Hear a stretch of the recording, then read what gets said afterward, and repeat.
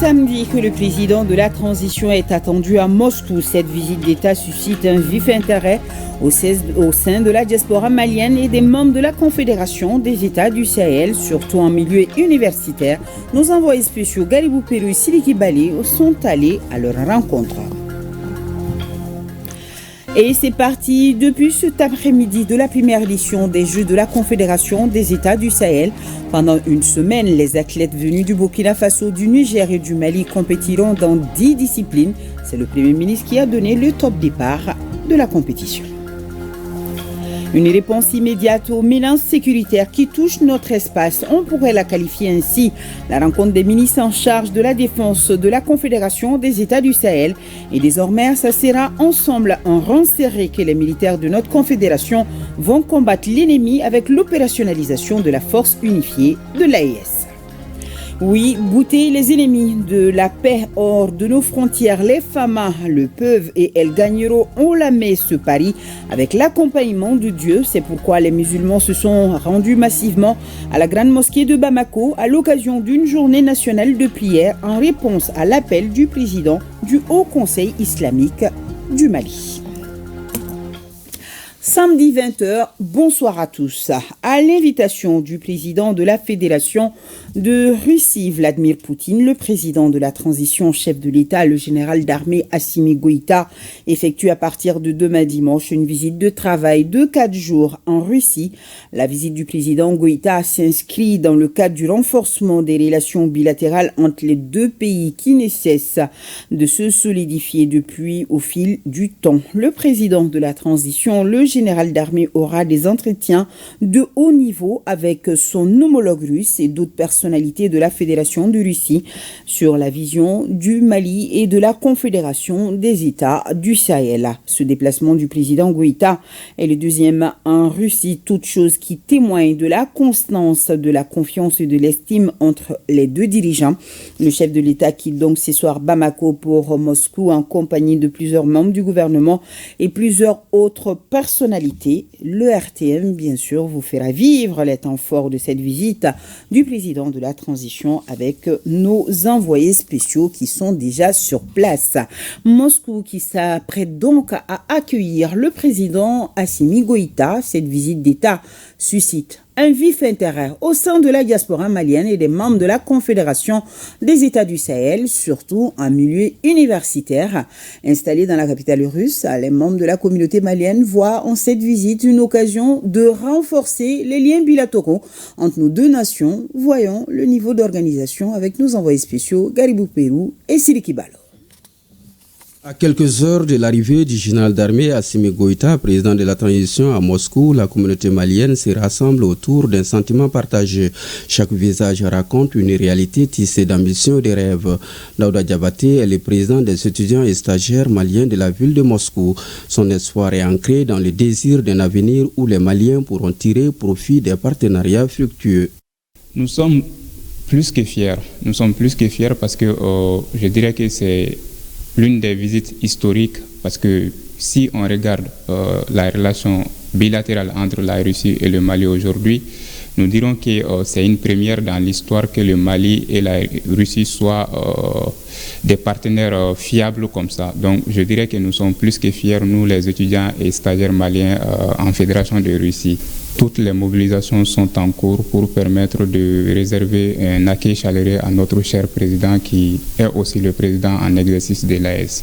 Les vagues de commentaires affluent également sur les réseaux sociaux. Sur une plateforme dédiée aux Maliens, Aboubakri, un doctorant à l'université Patrice Lumumba de Moscou, ne cache pas son enthousiasme. La visite du président Goïta est pour lui une occasion de mettre en lumière notre patrimoine culturel. Voici le communiqué de l'Association des étudiants maliens à Moscou. Bonsoir, chers compatriotes. Nous, les gardiens de la culture malienne à Moscou, avons jugé très pertinent d'accueillir notre président avec nos habits traditionnels, Bogolan, Bazin, Dampé, qu'on appelle Tungu en Soreil. Ça sera l'occasion de montrer à nos autorités que nous serons à jamais attachés à nos cultures et traditions à travers le monde. Pour le Mali, chacun compte. Du côté de l'AES, les ressortissants expriment leur soutien indéfectible à cette visite du chef d'État. Nous sommes ravis de voir notre président ici car cela renforce notre voix sur la scène internationale, rassure Alilou Kabirou, président de l'Association des étudiants nigériens en Russie. Le président, son Excellence Assimi Goïta, n'est pas seulement le président du Mali, il est aussi le président de l'AES et de voir l'Afrique tout entière, car c'est une figure emblématique et historique dans la lutte engagée pour la souveraineté de l'espace de l'AES. À travers cette visite, ce que nous attendons à ce que vraiment qu'il y ait un échange pour la fortification de la coopération, surtout dans le domaine éducatif. Fierté, espoir et optimisme, la communauté malienne à Moscou, regroupée par des liens d'affection et de solidarité, se prépare à accueillir son président avec ferveur. Le président Goïta est aujourd'hui pour le peuple de l'AES en Russie le leader qui porte les espoirs et les aspirations de l'Afrique tout entière. Fin à Bamako de la réunion des ministres en charge de la défense et de la Confédération des États du Sahel. Cette rencontre est une réponse immédiate aux menaces sécuritaires qui touchent notre espace. Le cadre de concertation et de coordination a permis aux ministres d'évaluer les actions menées et valider les documents de mise en œuvre de l'opérationnalisation de la force unifiée de l'AES. Aridjou Matina nous fait le point de la fin des travaux. Un pas important est désormais franchi à l'issue de la réunion des ministres en charge de la défense de la Confédération des États du Sahel pour l'opérationnalisation de la force unifiée de l'AES. Déjà à pied d'œuvre à travers des opérations conjointes, les ministres en charge de la défense de l'espace confédéral, au regard de l'urgence, se sont concertés à Bamako pour mettre en place les nouvelles approches en matière de défense et sécurité. Notre objectif commun était clair. Renforcer le cadre de concertation et de coordination de nos actions dans le domaine de la défense et de la sécurité et poser les jalons concrets de la mise en œuvre du pilier sécuritaire de notre Confédération des États du Sahel. Je me félicite des résultats tangibles que nous avons obtenus ensemble. Nous avons évalué avec lucidité les opérations conjointes menées jusqu'à présent, en identifiant les réussites, mais aussi les défis qui subsistent, afin d'en tirer les enseignements nécessaires pour renforcer notre efficacité sur le terrain. Examiner et approuver les modalités pratiques de la mise en place opérationnelle de la force unifiée de l'AES, une avancée majeure vers une défense intégrée et souveraine de notre espace commun. Les travaux de Bamako qui se sont achevés avec espoir et engagement matérialisent la conviction et la vision commune des ministres qui adressent une motion spéciale au chef d'État de l'AES. Les ministres ont salué la vision éclairée de leurs excellences, le capitaine Ibrahim Traoré, président du Faso, chef de l'État, le général d'armée Assimi Goïta, président de la transition, chef de l'État de la République du Mali, et président de la Confédération AES, et le général d'armée Abdourahmane Tiani, président de la République du Niger, chef de l'État. Les ministres ont particulièrement adressé leurs remerciements à son Excellence le général d'armée Assimi Goïta, président de la transition, chef de l'État de la République du Mali et président de la Confédération AES. Réunis à Bamako le 20 juin 2025, les ministres en charge de la défense de la Confédération des États du Sahel AES ont réaffirmé l'engagement des gouvernements des États de la Confédération à mettre tout en œuvre pour l'opérationnalisation de la force unifiée AES en vue de contribuer à la paix et à la sécurité de l'espace AES. Les ministres ont réitéré leur attachement au respect des droits de l'homme, de la souveraineté et au principe de la solidarité.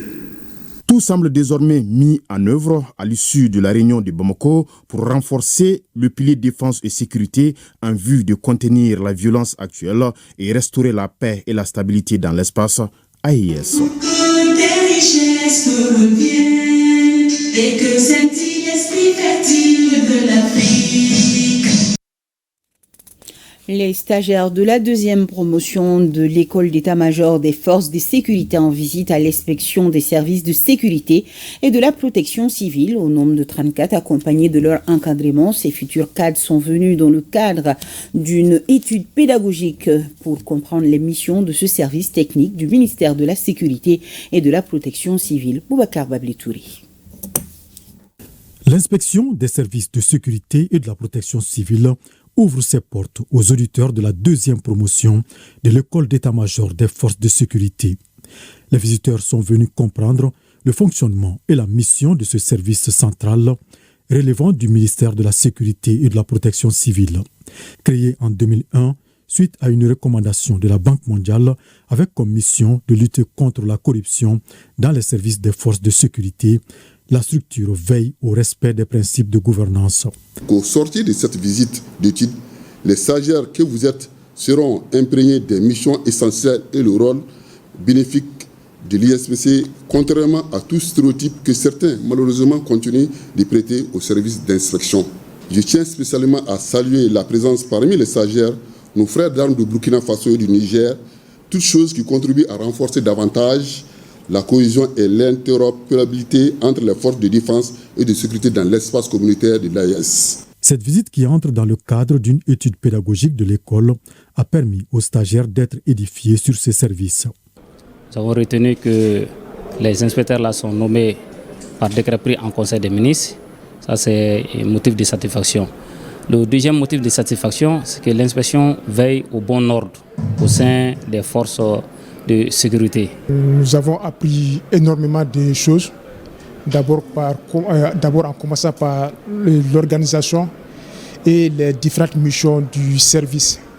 Donc l'immersion a été réellement rentable. Pour renforcer davantage la connaissance des visiteurs du jour, l'inspecteur en chef pour immortaliser leur passage a remis des textes régissant l'inspection des services de sécurité et de la protection civile. Célébration de la journée internationale de la sage-femme au Mali. Elle a été mise à profit par nos sages-femmes pour renforcer leurs capacités sur les pratiques obstétricales et partager des expériences avec les nouvelles aspirantes sages-femmes. L'accent a été mis particulièrement sur celles qui exercent dans les zones les plus reculées. Le compte-rendu de Awa Adama Koulibaly et Tchédje Kamara. Certes, elles ne créent pas la vie, mais ce sont leurs mains qui accueillent chaque vie donnée. Les sages-femmes sont aujourd'hui en sous-effectivité sur le territoire malien. Seuls 6 professionnels sont disponibles pour 10 000 habitants. Au Mali, le ratio est de 6 professionnels de santé pour 10 000 habitants, très loin de la norme de 23 pour 10 000 recommandée par l'Organisation mondiale de la santé. De plus, 65% des sages-femmes exercent à Bamako et dans les capitales régionales, alors que dans les zones rurales où vivent plus de 60% des femmes en âge de procréer ne disposent que de 35% des effectifs. Malgré l'état d'urgence en personnel, les soldats en blouse rose ont grandement contribué à l'amélioration de la santé de la mère et de l'enfant. En 2025, nous avons pu réaliser au niveau des 4 portes d'entrée. La porte CPN où nous avons enregistré 451 femmes en CPN. Porte accouchement, 135 femmes suivées et accouchées. Pour la porte CPN, nombre de femmes consultées 197. Porte surveillance préventive des enfants, 250 enfants suivis. Des résultats obtenus grâce au soutien des partenaires engagés auprès du département de la santé. Le Fonds des Nations Unies pour la population et ses partenaires est fier d'accompagner la formation continue initiale des sages-femmes dans toutes les régions du Mali, les aspects de leadership et de réglementation de la pratique sage-femme au Mali, les plaidoyers politiques pour le recrutement, le déploiement des sages-femmes, mais aussi des conditions de vie de travail dignes et des carrières valorisées pour les sages-femmes. En plus de ces efforts déployés, le gouvernement poursuit la mise en œuvre de la politique zéro décès maternel et néonatal. Cette 28e édition s'étend sur 2 jours avec des présentations sur le rappel de l'éthique et de la déontologie, les effets du changement climatique, les défis nutritionnels pendant les 1000 premiers jours de vie du nourrisson, entre autres. Actualité des FAMA, nos forces de défense sur le théâtre des opérations ont mené des actions d'envergure, nous commente Abdoulaye Sako.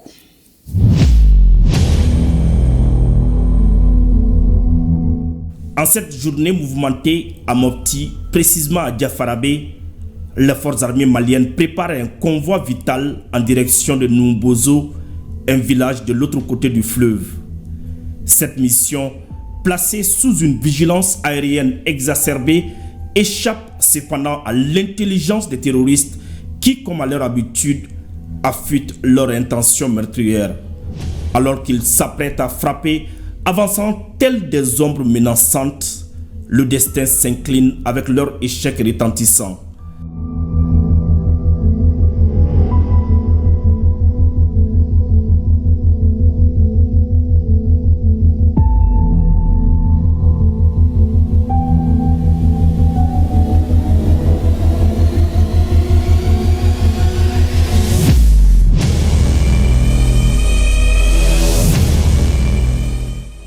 Des rescapés, se relevant de l'horreur, unissent leurs forces pour concocter un nouveau stratagème pour entraver le chemin de ce convoi.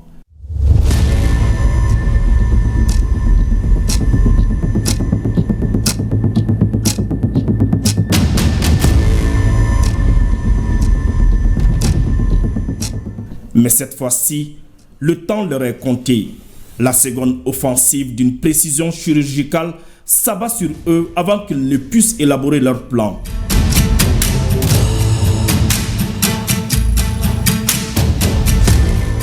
Le bilan est sans appel, aucun survivant, tandis que le convoi parvient à sa destination intacte.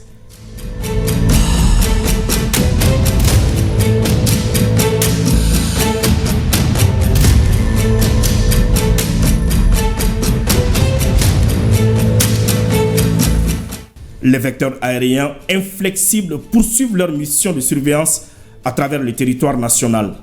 Dans ce contexte, un pick-up chargé de carburant, escorté de 3 individus, a été neutralisé avec une efficacité redoutable à Inafarak, situé au nord de Thessalite.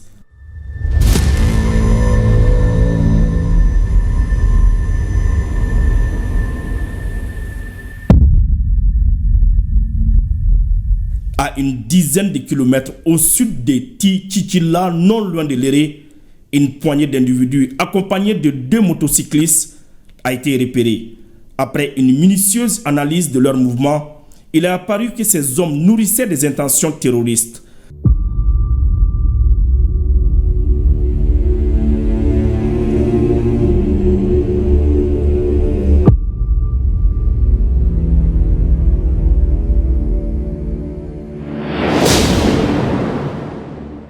Avec une rapidité déconcertante, une première frappe a atteint son objectif, suivie d'une seconde ciblant un véhicule stationné à proximité.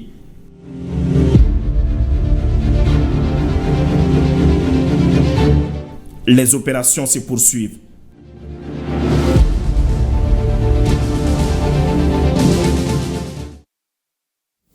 Oui, bouter les ennemis de la paix hors de nos frontières. Vous venez de le voir, les FAMA le peuvent et elles gagneront haut la messe ce pari avec l'accompagnement de Dieu. C'est pourquoi les musulmans se sont rendus massivement à la grande mosquée de Bamako à l'occasion d'une journée nationale de prière en réponse à l'appel du président du Haut Conseil islamique du Mali. Ba Traoré était sur place. Venus en grand nombre ce samedi matin à la grande mosquée de Bamako, les musulmans répondent ainsi à l'appel du Haut Conseil islamique du Mali. L'événement du jour, c'est la journée nationale de prière pour la paix, la stabilité et une bonne pluviométrie au Mali.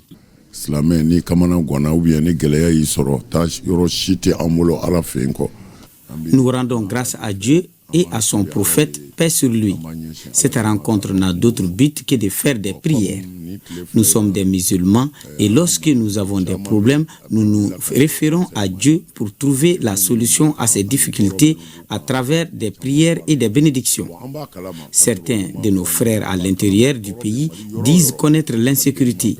Nous avons estimé que notre seule force, c'est cette journée de prière pour tous ceux qui sont en difficulté. Nous en profitons aussi pour demander au bon Dieu de nous gratifier d'une bonne pluviométrie cette année.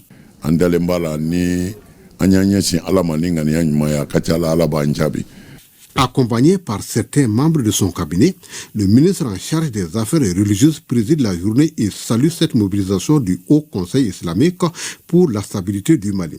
Je suis là au nom de son Excellence président de la transition, chef de l'État, le général d'armée Assimi Goïta, pour montrer toute la satisfaction de l'État par rapport à cette belle initiative qui montre réellement que le Haut Conseil islamique joue pleinement son rôle du développement du Mali, du patriotisme et de tout ce qui va vers ce qui est bien pour le Mali. Ça, j'interpelle toutes les associations religieuses du Mali à emboîter le même pas. Selon les leaders du Haut Conseil islamique du Mali, des prières similaires ont été faites hier vendredi dans toutes les mosquées du Mali à la demande du président de l'organisation.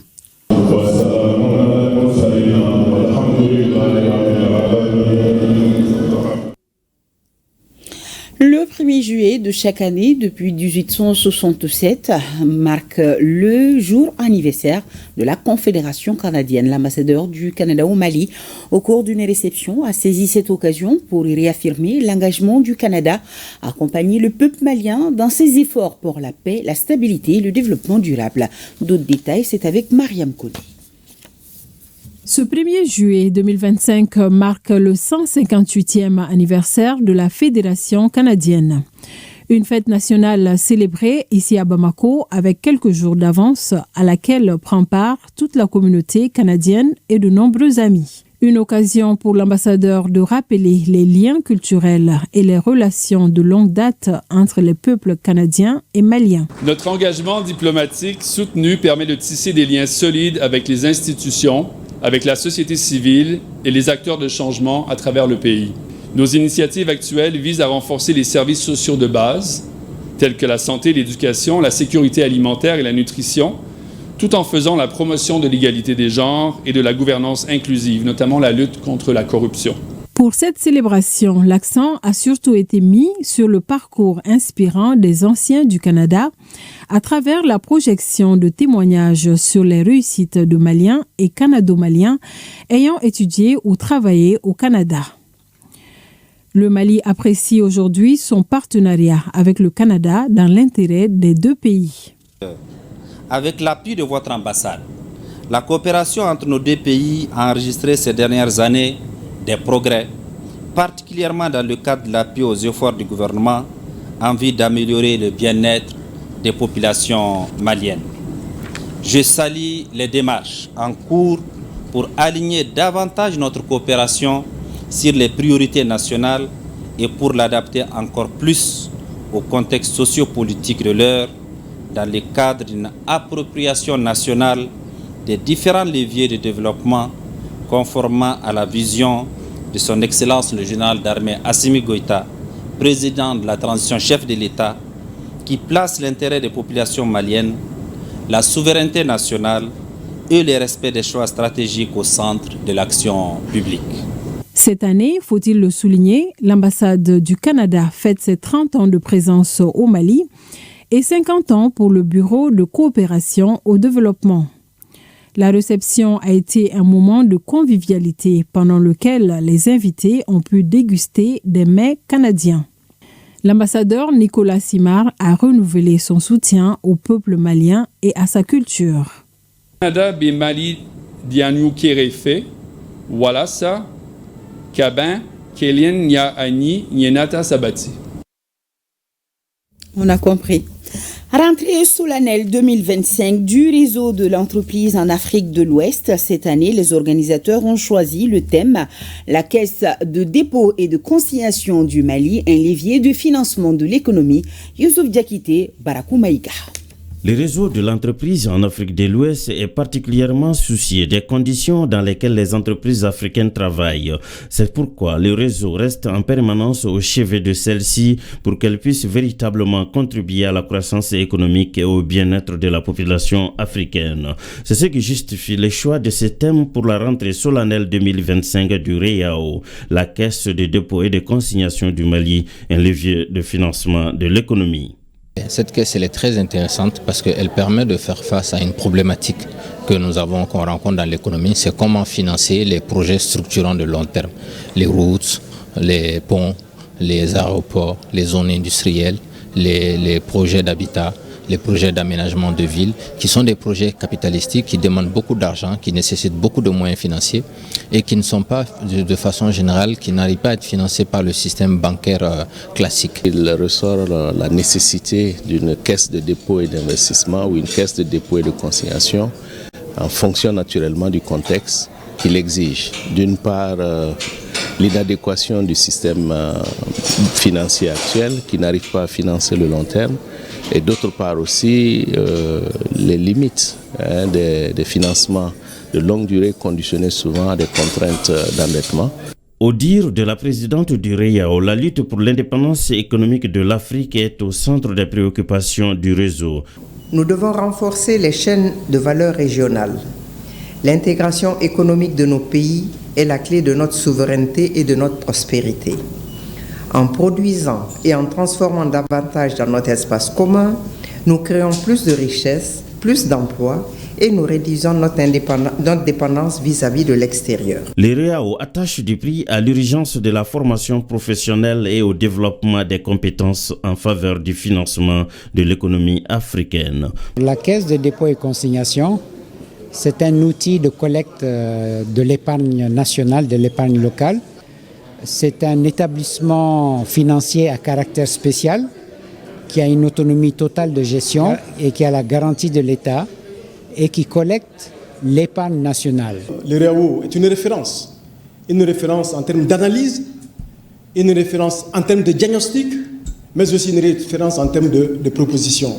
C'est ça qui fait aujourd'hui la crédibilité du REAO et c'est ça qui fait votre respectabilité. Le gouvernement vous respecte beaucoup. Il s'agit au finish de créer un cadre fédérateur des différentes initiatives pour un développement harmonieux de l'espace commun. Depuis 10 jours, des dizaines de candidates pour le concours de l'École nationale de l'administration sont en cours de soutien. Occasion pour Madame le ministre chargée de la promotion de la femme d'apporter son soutien et conseil aux bénéficiaires de cet atelier. Awa Adama Koulibaly nous en parle. Maintenant, dans le corps du sujet, est-il possible que nous puissions proposer des pistes de solutions pour concilier? Certaines sur place, d'autres au tableau. Chacune des candidates à tour de rôle doit proposer un traitement pour le sujet donné. La réflexion avait atteint son paroxysme, l'inspiration était au rendez-vous et les mains ne s'arrêtaient plus. Il fallait introduire, développer et conclure. Cette formation consiste à former les participants au concours de l'ENA, à la technique de la dissertation en culture générale. Il s'agit de les faire revoir un peu les techniques qu'elles avaient peut-être oubliées. L'initiative est du département de la promotion de la femme, de l'enfant et de la famille. Le choix des femmes et filles n'est pas fortuit. C'est pour le renforcement des capacités à l'endroit des femmes et filles, pour une meilleure représentativité de ces cibles-là au niveau des instances de prise de décision. Une cause qui est également chère aux candidates. Chacune d'elles vise un objectif précis à l'issue du concours d'entrée à l'École nationale d'administration. J'ai choisi d'abord de faire le concours parce que j'ai les diplômes qui me permettent de le faire et en plus je suis assoiffée de travailler pour mon pays. J'ai choisi de participer à ce concours pour être parmi les hauts fonctionnaires, apporter ma pierre à l'édifice. Je suis une femme, je vais prendre des décisions pour des femmes, diriger ce pays un jour peut-être. Les 677 candidates inscrites au concours ont 3 semaines pour réviser la culture générale, à la suite de laquelle épreuve, un autre renforcement de capacité sera organisé pour les épreuves techniques. Et c'est hier, vendredi, que les membres du comité de pilotage du projet de formation professionnelle pour la jeunesse au Mali, Chifi Kabarassira en français, le chemin des jeunes vers l'emploi, se sont réunis pour la première fois. Le plan opérationnel du projet qui sera mis en œuvre avec un budget prévisionnel d'un peu plus d'1 milliard de francs CFA au cœur des discussions. Daouda Kone. Le plan opérationnel du projet de formation professionnelle pour la jeunesse au Mali, Chifiun Kabarassira, en français le chemin des jeunes vers l'emploi, vient d'être soumis à l'analyse des membres du comité de pilotage du projet. Ceux-ci se réunissent pour la première fois un jour après le lancement officiel du projet. Après analyse, les membres du comité auront à apporter leurs observations et faire des recommandations pour une meilleure application du dit projet. Il est structuré autour de 3 résultats. Pour le résultat 1, amélioration de l'offre de formation en adéquation avec les besoins du marché du travail. Quant au résultat 2, il concerne le renforcement des capacités des jeunes, des femmes, des personnes en situation de handicap et des migrants de retour à s'inscrire professionnellement ou à entreprendre. Par rapport au résultat 3, il s'agit du renforcement des mécanismes de dialogue et de collaboration entre les institutions de formation, les collectivités territoriales, les acteurs économiques et les communautés. Ce plan prévoit de renforcer les capacités des jeunes, des femmes, des personnes en situation de handicap et migrants de retour à s'insérer professionnellement ou à entreprendre. Il sera exécuté dans 3 régions et du district de Bamako. Sa mise en œuvre sera faite avec un budget prévisionnel de plus d'1 milliard de francs CFA avec un accompagnement financier de l'Union européenne à travers Lux Développement SA au Mali. Le nouveau programme national de mise en œuvre du mécanisme africain d'évaluation par les pairs MAEP et son plan d'action 2025-2030 sont sur la table des membres et experts pour validation. Fademba Keita pour plus de détails. Le projet du nouveau programme national de mise en œuvre du MAEP, mécanisme africain d'évaluation par les pairs et son plan d'action 2025-2030 est un document d'une 30aine de pages. Il est produit après de larges concertations régionales et nationales. Sa validation interviendra après présentation du bilan du programme national de mise en œuvre du MAEP et son plan d'action 2022-2024. L'adoption et la validation du présent programme ainsi de son plan d'action nous permettront de maintenir certainement les caps déjà impulsés au niveau national, mais aussi de nous inscrire au niveau continental, conformément au mandat élargi du MAEP, suite à des décisions de l'Assemblée générale des chefs d'État et du gouvernement. Cela concerne le suivi de la mise en œuvre, le contrôle et l'évaluation des domaines clés de la bonne gouvernance sur le continent. De plus, le MAEP adopte son soutien aux États membres dans le domaine des agences de notation de crédit et se positionne également comme un outil d'alerte précoce pour la prévention des conflits. Le MAEP est un outil conçu par les Africains pour évaluer nos systèmes de gouvernance, en identifier les atouts et les faiblesses. Ce programme est d'autant plus pertinent compte tenu du contexte actuel qui nécessite de cibler certaines thématiques, notamment la gouvernance des ressources minières, de la gestion foncière et énergétique, la paix et la sécurité, la nouvelle initiative d'intégration avec la mise en place de la Confédération des alliances des États du Sahel, AES. Le mécanisme africain d'évaluation par les pairs MAEP a été créé le 9 mars 2003 par le comité des chefs d'État et de gouvernement des pays africains.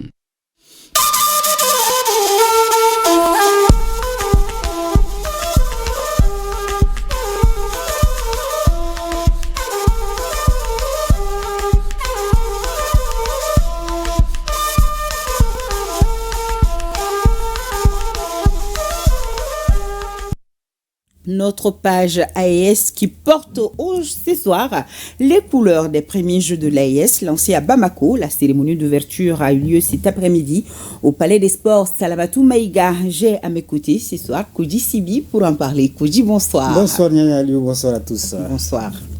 Alors, on vous écoute, Koji. C'est parti donc pour les premiers Jeux de l'AES à Bamako. Oui, la compétition va regrouper donc pendant une semaine plus de 500 athlètes qui compétiront dans 9 disciplines, entre autres le judo, le karaté, la lutte traditionnelle, le bras de fer sportif, le football, l'athlétisme. Abdul Karim Kaba a suivi la cérémonie d'ouverture riche en couleurs.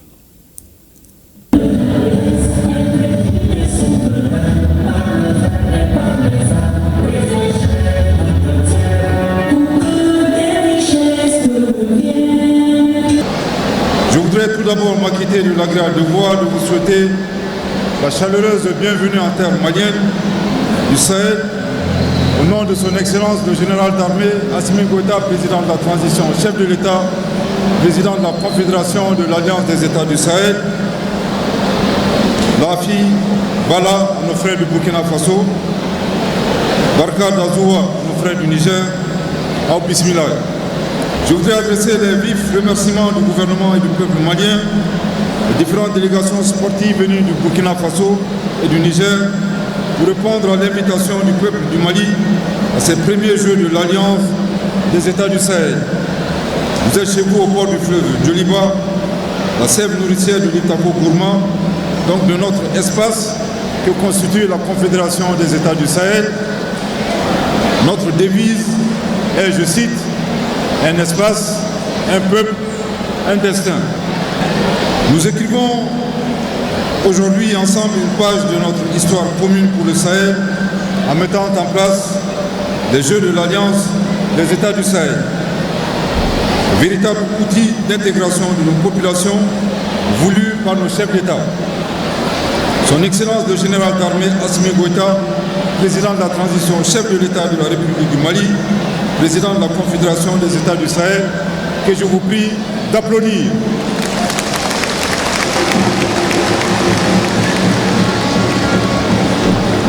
Son Excellence le capitaine Ibrahim Traoré, président du Faso, chef de l'État du Burkina Faso, que je vous prie d'applaudir.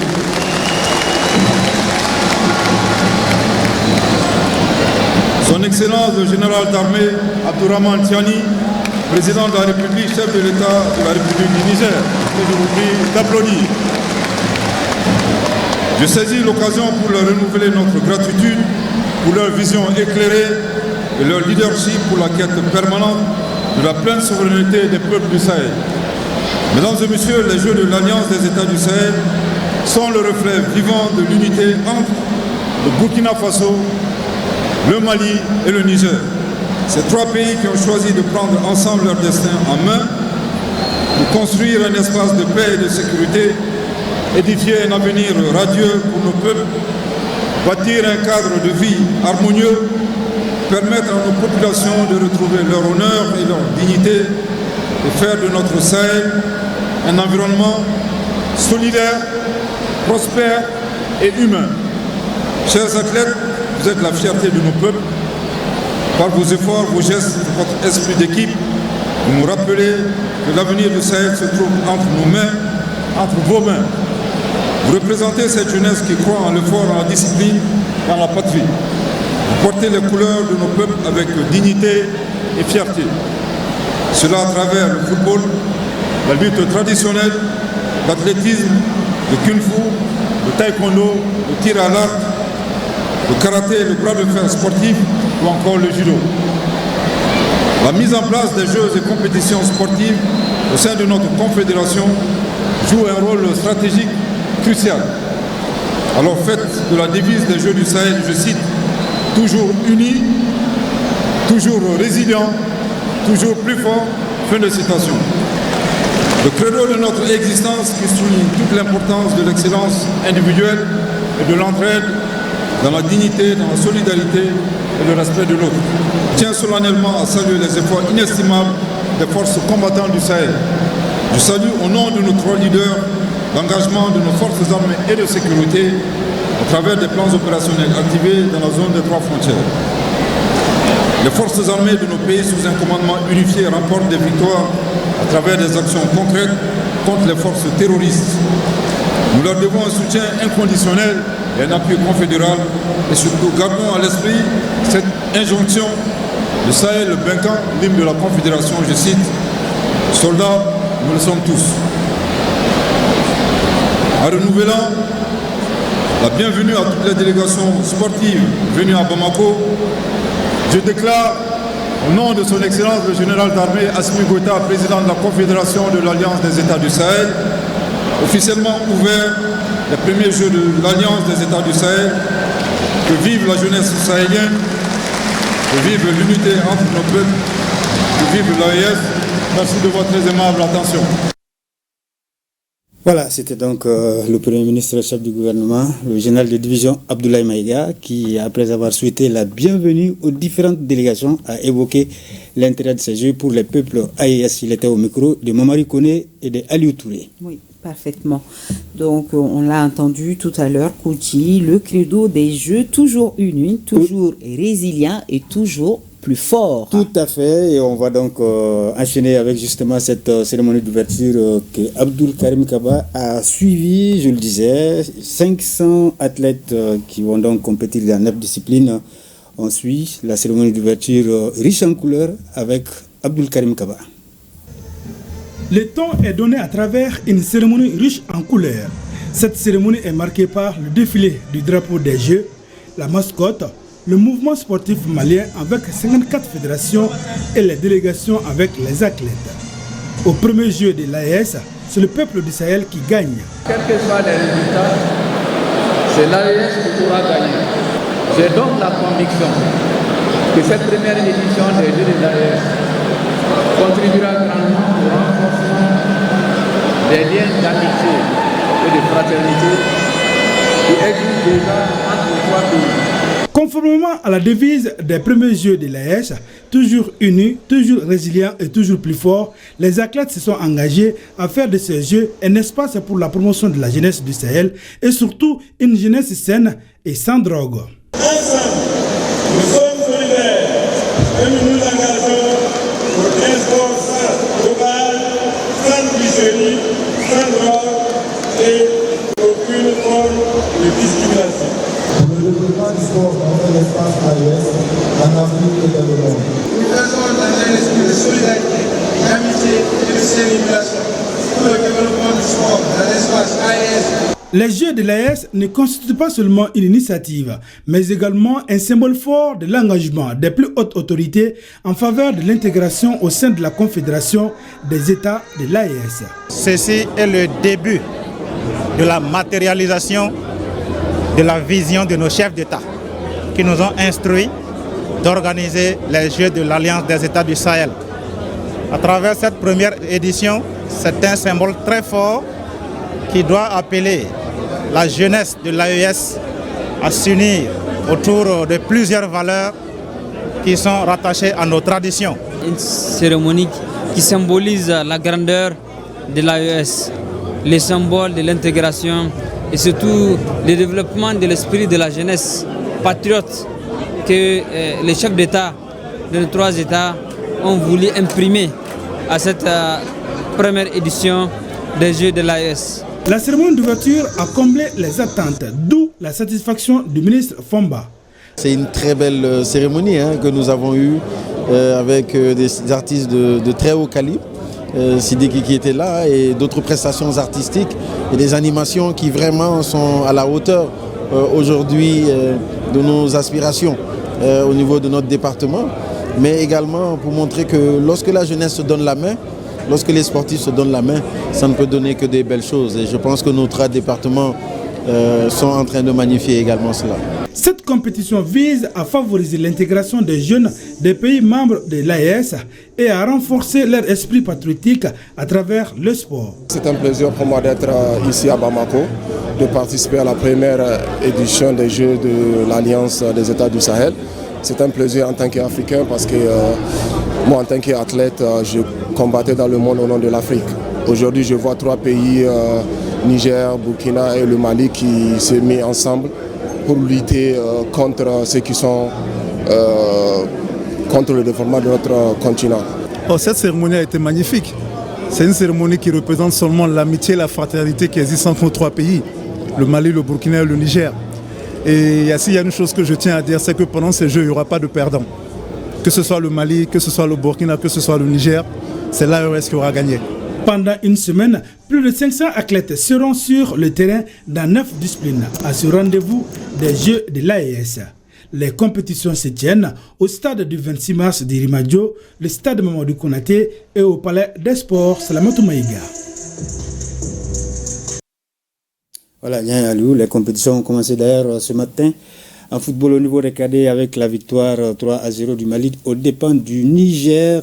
Mais comme le disait tout à l'heure un intervenant, le résultat technique n'est pas important. Non. Déjà, c'est l'esprit de la chose. Et tout le monde sera gagnant. Voilà. Et si vous voulez suivre les compétitions, on vous a donc dit les 3 sites, le stade Mamadou Konaté, le palais des sports Salamatou Maïga et le stade du 26 mars. Alors, Koudji Sibi, je ne sais pas si ça sera une colle pour vous, mais j'ai vu la mascotte. Je ne sais pas si c'est un aigle ou bien c'est quoi. Ça ressemble. Hein. Ça ressemble, n'est-ce pas? Ok, nous allons continuer avec du sport. Toujours, le centre Salif Keita a lancé hier son académie de football Koudji Sibi. L'événement a regroupé les responsables du centre des anciennes gloires du football national et une foule nombreuse. Ah oui, il y avait du beau monde. C'est une occasion en tout cas de mettre davantage l'accent sur la formation à la base, chose qui était chère au père fondateur du centre Salif Keita. J'ai nommé Feu Salif Keita. L'initiative a mobilisé les grands connaisseurs du ballon rond. On voit le compte-rendu de Moussa Diabaté et Faraba Fofana. Le centre Salif Keita CSK renaît de ses cendres à travers le lancement officiel de son académie de football. Les anciens gloires du football malien et coéquipiers de Feu Salif Keita dit Domingo se réjouissent de la renaissance de ces centres. Je suis très ému et je suis vraiment content qu'on ait pensé à relancer cette académie parce qu'il ne faut pas oublier ce que cette académie a offert au football malien. Et l'histoire a donné raison à Salif quand il a lancé son histoire de former des jeunes, qu'il faut qu'on forme des jeunes pour qu'on arrive à nous imposer sur le plan africain et mondial. Les présidentes de clubs de football, il en existe peu au monde. Et Massiré Keita, fille cadette de Feu Salif Keita, incarne cette thèse. Mon père, il a toujours voulu que le football soit une voie de développement pour les enfants, pour la jeunesse malienne. Et que, comme j'ai dit, qu'ils aient les mêmes opportunités que lui. Donc on a voulu relancer le centre parce qu'on a senti que du côté de la formation, il manque encore beaucoup au Mali. Et nous avons d'excellents formateurs. On a une qualité de jeu qui est différente. Et on veut apporter ça à nouveau au Mali pour qu'on puisse améliorer le football malien et le football africain en général. C'est de bon augure pour nous parce que c'est vraiment une équipe qui aujourd'hui, elle est très compétitive. On vient de finir la saison chez nous. Et elle a vraiment montré qu'elle a le niveau. Aujourd'hui, on va dire alhamdoulilah, c'est un bon réveil pour eux. Et vraiment, j'espère que ça puisse continuer et que demain soit meilleur. Les encadreurs, tout comme les jeunes joueurs de l'académie, sont dévoués à travers leur passion du football pour faire de ces centres un symbole d'espoir et de réussite pour toute la jeunesse malienne. Et on peut compter sur ces jeunes parce qu'il y a des jeunes talentueux qui sont là avec nous. On les apprend à jouer, on va essayer d'améliorer leur technique pour qu'ils puissent devenir des grands joueurs dans les jours à venir. La motivation, c'est Salif. Nous aussi, on veut faire beaucoup de trucs. Et aussi le nom de l'équipe au niveau international, ramener beaucoup de trophées.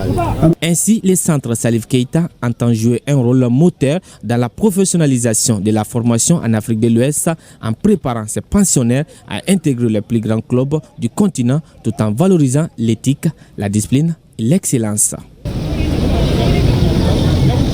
Voilà, bon vent donc aux jeunes pensionnaires du centre Salif Keita. Oui, Koudji Sibi, nous allons terminer cette page sport avec les arts martiaux. La coupe Maître Bougouna Sougoba a connu son épilogue à Koutiala. Oui, l'objectif de cette coupe Nyanya Liu, c'est d'aider la coordination des ligues régionales des arts martiaux de Koutiala à s'épanouir non seulement, mais contribuer à la culture d'un Malien, le Mali d'Inkoura. Alors, différentes disciplines ont participé à la fête. Les détails sur place avec Brahima Kone. Des démonstrations en aïkido et en boxe ont permis de camper le décor de la finale. Suivront des combats en Shotokan, Kung Fu, self-défense et taekwondo entre des pratiquants visiblement doués. Tous les types d'arts martiaux se trouvent à Koutiala ici. Et il y a une coordination qui a été mise en place. Et donc ça me fait un grand plaisir de pouvoir soutenir cette compétition entre les différentes disciplines. Voilà les futurs cadres de demain, les futurs soldats de demain. Cette finale de la Coupe Maître Boukouna Soroba n'a pas connu de perdants, même si les meilleurs ont été primés parmi les autres. Le plus important, c'est le soutien considérable qu'apporte le parrain de la Coupe à la coordination des ligues régionales des arts martiaux de Koutiala pour l'épanouissement des jeunes pratiquants. Je reste convaincu également qu'à l'issue effectivement de cette compétition, nous allons avoir des jeunes qui vont représenter Koutiala dignement ailleurs au Mali et pourquoi pas au-delà du Mali. Comme le Mali est orienté vers la création d'un nouveau Malien, nous avons trouvé que ça c'est un moyen aussi de créer de nouveaux Maliens à partir du soutien de la jeunesse, à pratiquer les arts martiaux, à se maîtriser, à instaurer un espace de paix entre les communautés. L'un des temps forts de cette finale de la Coupe Maître Boukouna Soroba est la remise des prix aux premiers des disciplines concernées par les katas et les combats. Ainsi, Saran Dambélé en Shotokan, Amadou Diarra en Kung Fu, Zoumana Koulibaly en self-défense et Amadou Kone en taekwondo ont reçu des enveloppes symboliques. Voilà, on va juste ajouter que les meilleurs sportifs maliens ont été primés hier soir à la faveur d'une soirée de mérite. Voilà. On va y revenir demain. Voilà, demain. Je vous les vois demain, non? Tout à fait. Voilà. C'est tout pour cette actualité sportive. C'est tout pour aujourd'hui. Voilà, la page AES dominée par le sport. Merci beaucoup, Kodissi. Merci, Nyanya Liu.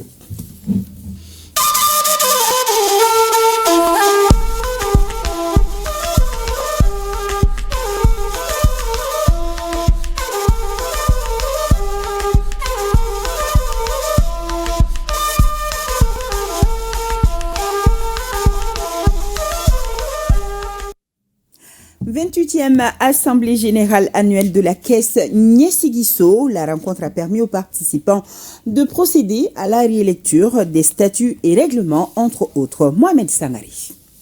Ils sont venus des régions et du district de Bamako pour participer à cette réunion de gouvernance démocratique, un espace d'échange entre l'Union Nyesigiso et ses caisses de base. Cet espace permet aux membres d'évaluer les réalisations de l'exercice précédent afin d'identifier et de corriger les éventuelles lacunes. Les membres ont d'abord procédé à la révision des textes du réseau Nyesigiso dans le but de les adapter aux réformes en cours. Par la suite, ils ont salué les performances de la caisse Nyesigiso pour l'exercice 2024 présenté par son directeur général, lesquels ont été marqués par plusieurs faits saillants. L'ouverture d'une agence Nyesigiso à Baguineda, le déploiement des systèmes de collecte des fonds sur place dans 12 nouvelles zones, la signature d'une convention de dépôt à terme avec le fonds de garantie pour le secteur privé portant sur un montant de 100 millions de francs CFA. Il souligne que les défis s'alignent avec les orientations stratégiques du plan d'affaires de la caisse Nyesigiso, axé principalement sur l'accroissement et le renforcement des fonds propres. Malgré la conjoncture économique difficile, les espoirs reposent sur un certain nombre d'actions, à savoir le chantier de la fusion des bases de données en une seule base de données, la migration du système d'information vers la version 7 de SAF, qui est une version améliorée, la poursuite de la digitalisation des opérations dans les caisses. Des actions sociales ont également été réalisées par la caisse Nyesigiso, comme l'a souligné le président de la délégation spéciale de la mairie de la commune 4. La promotion du secteur de la microfinance est une priorité de la politique du gouvernement de transition. Vous êtes à féliciter, car malgré le contexte de crise multiforme, la résilience est de mise et vous avez obtenu au cours de l'exercice 2024 des résultats encourageants, tant au niveau des caisses qu'au niveau de la fêtière. Je vous exhorte ainsi à poursuivre des efforts dans ce sens et à relever surtout le défi de la rentabilité durable. À l'issue des travaux, la direction générale de la caisse Nyesigiso a récompensé les agents méritants pour leur dévouement et leur performance exceptionnelle, illustrant ainsi la priorité que la caisse accorde au capital humain.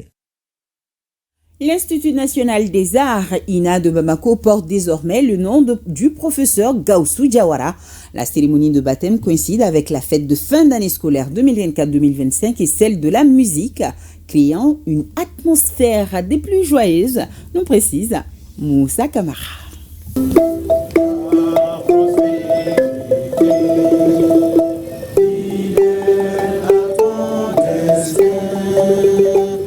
C'est par l'exécution de l'hymne national du Mali que la cérémonie de baptême de l'Institut national des arts a débuté. Cet institut porte désormais le nom du professeur Gaussou Diawara. Dans la cour de l'INA, un monument à l'honneur du dramaturge a été érigé.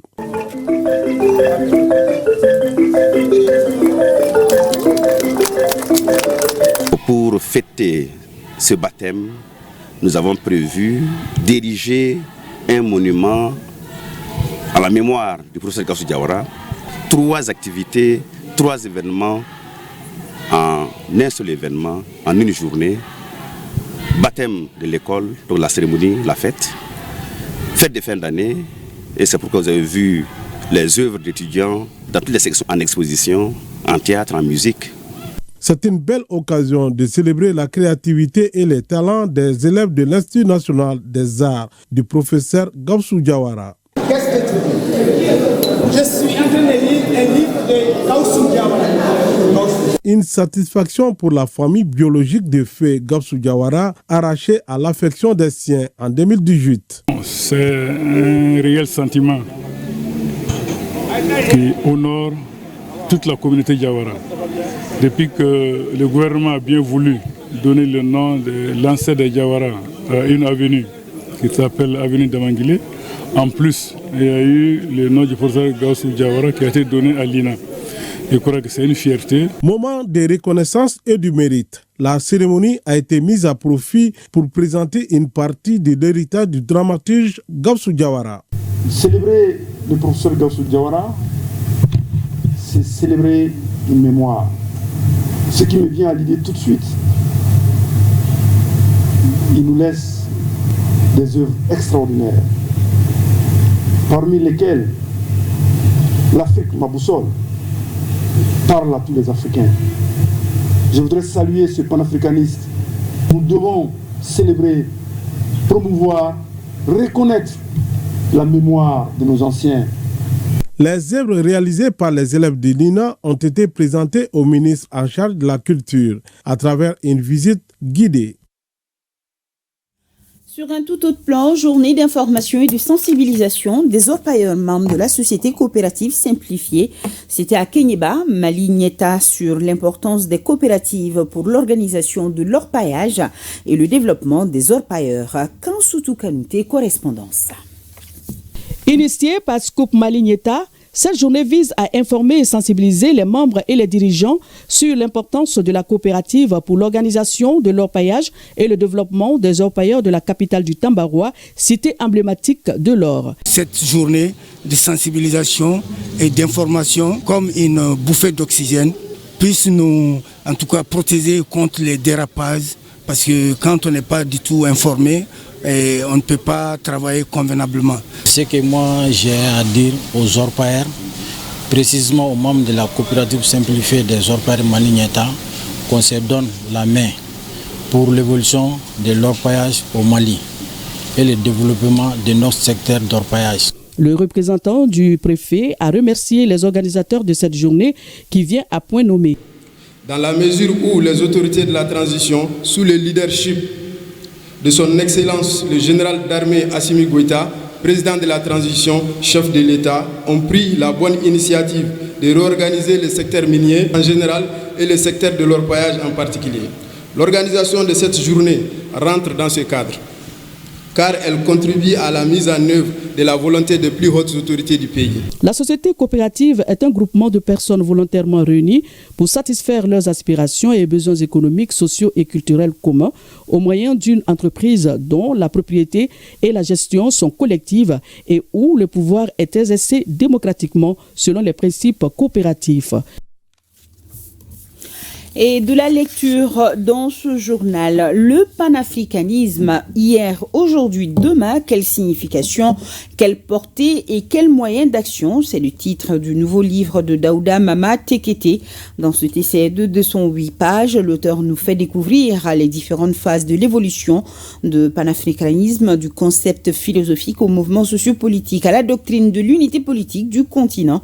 L'auteur, au regard des faits évoqués, conclut que c'est plutôt uni, intégré, sur une base spirituelle authentiquement africaine, que les pays africains devront nouer leur nouveau destin avec le reste du monde. À trouver donc dans nos librairies.